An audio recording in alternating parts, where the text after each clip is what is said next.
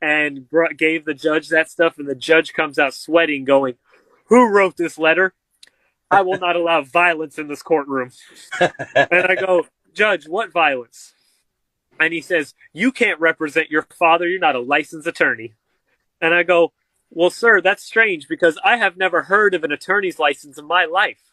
In fact, I even called the licensing commissioner. They offer driver's license, mortgage licenses, real estate licenses, but no license to practice law. I asked them for it and they don't have it. So if you could show me your license to practice law, then I will be able to determine whether I'm a licensed attorney or not." And he got super angry and said nothing. And I said, "Sir, are we in a court of record today?"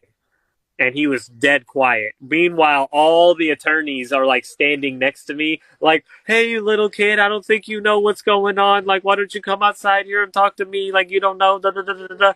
And I just look at him and I go, "Look, hey, I don't have a look. He's the one keeping my dad in jail, not y'all. So I don't really want to talk to you guys. I'm trying to get this settled." And I asked the judge, "Sir, for the third and final time, is this a court of record?" I want it on the record that the judge is not responding to my very simple questions, if this is a court of record or not. And when I do that, he clicks the panic button underneath the desk. The bailiffs drag me out of the courthouse, and they bring my dad into court, and they go, "Russ, we'll let you go if you promise not to do it again." And my dad hadn't seen me since I was 10 years old, and he didn't even know I was there. So he was just all like, "Yeah, Judge, I promise." I'm like, "Yeah, I won't do it again." And they release him. And I was like, I knew this was real. And so once that happened, I dedicated my life to figuring out a way to incorporate that knowledge with the spiritual knowledge that I already knew. And so you're definitely correct that it's actually purely financial. They actually consider your body warehouse goods and file liens and store your body in a warehouse, and they monetizing it using the General Service Administration. They file a bid bond, a performance bond, and a payment bond with the General Service Administration, Standard Form 93, 94, and 95. And then they get you to pay commissary, right? And they make it all, it's all money. You have like you have a CID number.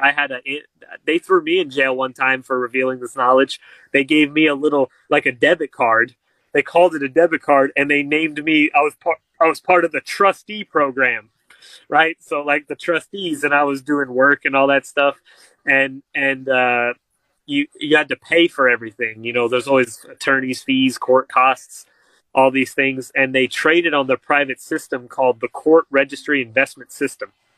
And so, if you want to get out of a court case, just send a affidavit of questionnaire to the judge and to the attorneys, and just ask them, under penalty of perjury, do you have a financial interest in this case? Yes or no. If it's yes, you must recuse yourself. If it's no, then you've perjured yourself. The IRS will find out about it, and you will go to prison.